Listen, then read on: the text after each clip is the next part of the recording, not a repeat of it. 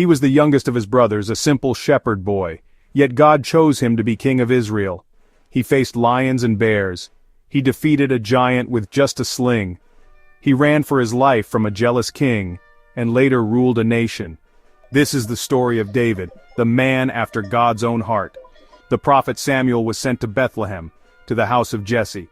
One by one Jesse's sons passed before Samuel, tall, strong, impressive. But the Lord said, "Do not consider his appearance, the Lord looks at the heart."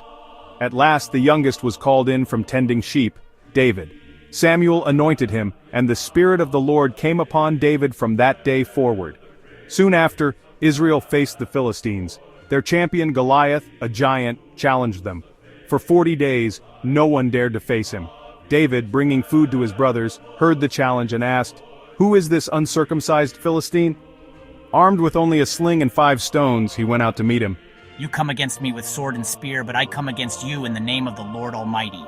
He slung a stone. It struck Goliath in the forehead. The giant fell, and Israel triumphed. David's victory brought fame. The people sang, "Saul has slain his thousands, and David his tens of thousands." But King Saul grew jealous and afraid. He tried again and again to kill David. David played the harp for Saul. Spears were thrown in rage. David fled into the wilderness, living in caves with his followers. Twice he had the chance to kill Saul. Twice he refused. "I will not lay my hand on the Lord's anointed." Through patience and trust, David honored God above revenge. After Saul's death in battle, David was finally crowned king of Israel. He made Jerusalem his capital. He brought the Ark of the Covenant into the city with great rejoicing. The Lord promised, "Your house and your kingdom will endure forever." This promise would ultimately point to the coming of Jesus, the son of David. But even a man after God's heart stumbled.